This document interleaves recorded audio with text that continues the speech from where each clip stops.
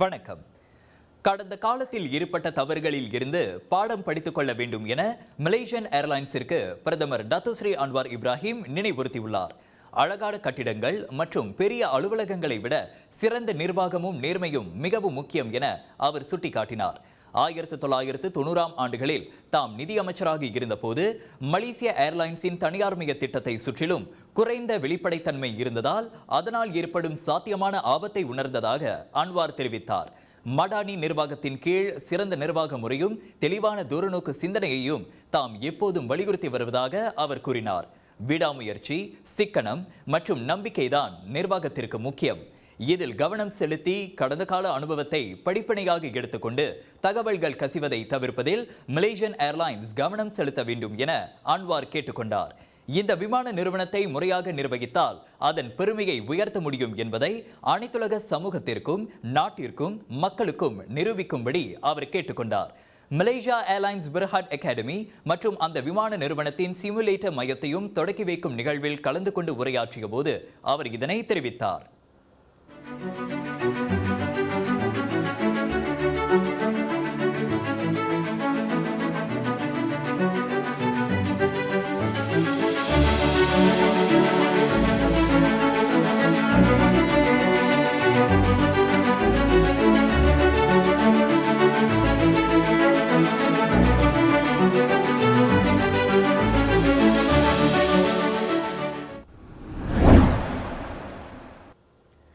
ஜொகூரில் சூதாட்ட நிலையத்திற்கு இடமில்லை என்பதை ஜொகூர் சுல்தான் இஸ்மாயில் ஏற்கனவே திட்டவட்டமாக கூறிவிட்டார் என அம்மாநில மந்திரி பிசார் ஒன் ஹாஃபிஸ் காசி தெரிவித்திருக்கிறார்.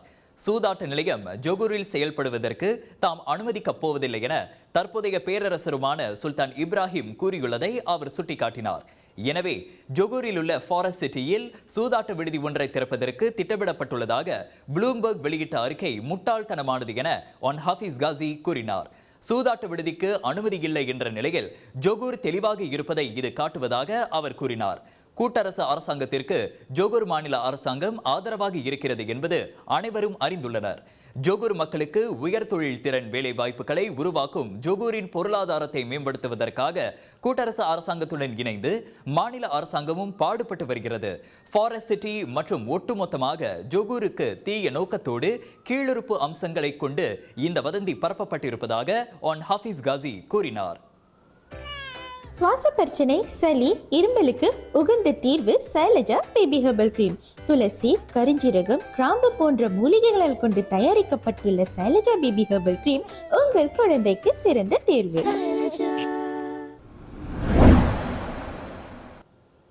2 ஆண்டுகளுக்கு முன் தனது மாணவர்களில் 3 ஓரின புணர்ச்சிக்கு உட்படுத்தியதாக கூறப்படுவது தொடர்பில் சமய பள்ளியின் ஆசிரியரான உஸ்தாஸ் ஒருவர் கைது செய்யப்பட்டார். ஏப்ரல் 15ஆம் தேதி போலீசில் புகார் செய்யப்பட்டதை தொடர்ந்து 39 வயதுடைய அந்த சந்தேக பேர் வழி கைது செய்யப்பட்டதாக மாச்சாங் மாவட்ட போலீஸ் அதிகாரி சூப்பரிண்டென்டன்ட் அஹமத் ஷாஃபிகி ஹுசேன் தெரிவித்தார்.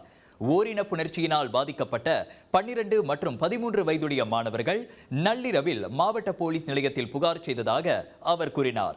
2022ஆம் ஆண்டு அந்த சமய பள்ளியில் தனித்தனியாக ஓரின புணர்ச்சிக்கு அந்த மாணவர்கள் பாதிக்கப்பட்டதாக இன்று வெளியிட்ட அறிக்கையில் அஹமத் ஷாஃபிகி ஹுசேன் தெரிவித்தார்.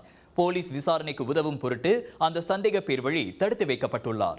குற்றம் நிரூபிக்கப்பட்டால் 20 ஆண்டுகள் வரை சிறை மற்றும் பிரம்படி வழங்கும் குற்றவியல் சட்டத்தின் 377வது சி விதியின் கீழ் அந்த உஸ்தாஸிற்கு எதிராக விசாரணை மேற்கொள்ளப்பட்டு வருவதாகவும் அவர் கூறினார்.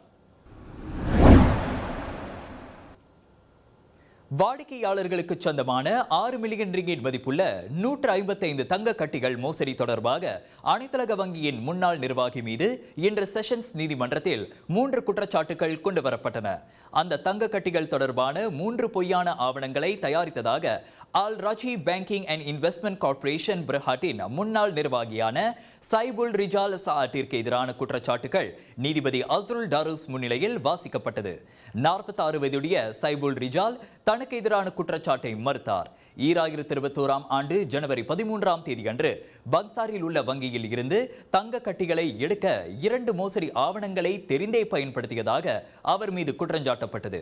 மேலும் 2019ஆம் ஆண்டு அக்டோபர் 15ஆம் தேதி அன்று அதே வங்கியில் இழப்பீட்டு கடிதத்தை பொய்யாக்கியதாகவும் அவர் மீது குற்றம் சாட்டப்பட்டது. குற்றவாளி என நிரூபிக்கப்பட்டால் 2 ஆண்டுகள் சிறை, அபராதம் அல்லது 2 விதிக்கப்படும் குற்றவியல் சட்டத்தின் 471வது மற்றும் 465வது பிரிவின் கீழ் அவருக்கு எதிராக குற்றஞ்சாட்டப்பட்டது. ஒவ்வொரு குற்றச்சாட்டிற்கும் 15,000 ரிங்கேட் ஜாமீன் விதிக்குமாறு நீதிமன்றத்தை அரசாங்க தரப்பு துணை வழக்கறிஞர் டிபிபி நூர் ஃபவுசானி நுர்டீன் வலியுறுத்தினார். இதற்கு அனுமதி வழங்கிய நீதிமன்றம் அடுத்த விசாரணைக்கான தேதியை ஜூன் 14ஆம் தேதிக்கு நிர்ணயித்தது.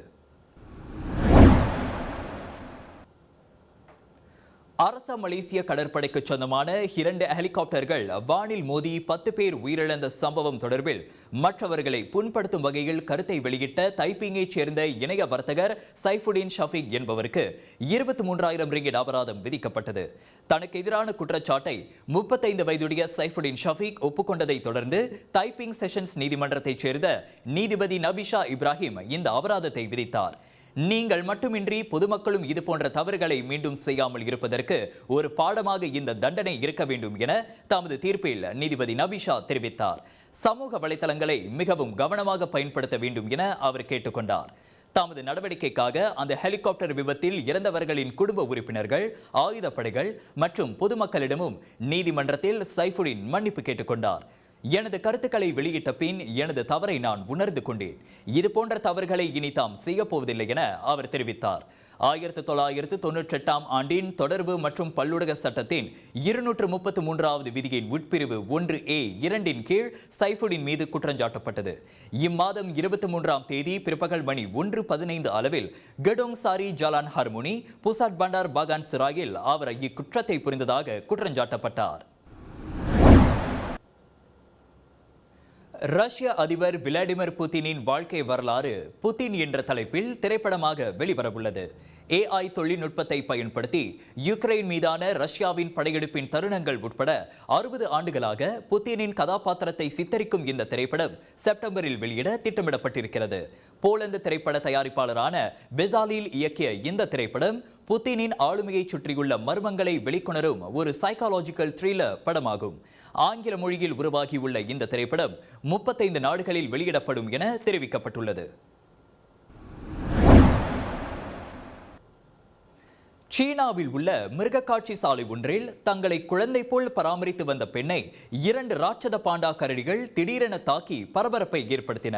இதனால் அலறிப்போன பார்வையாளர்கள் பயத்தில் கத்தி கூச்சலிட்டனர்.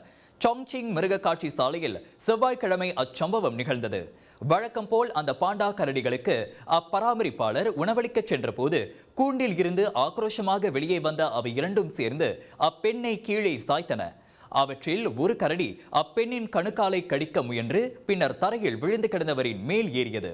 இரண்டும் சேர்ந்து அப்பெண்ணின் கழுத்தை கடிக்கவும் தலையில் கீறவும் தொடங்கியதால் பெரும் அச்சத்திற்குள்ளான அவர் அவற்றின் பிடியில் இருந்து தப்பிக்க கடுமையாக போராடினார்.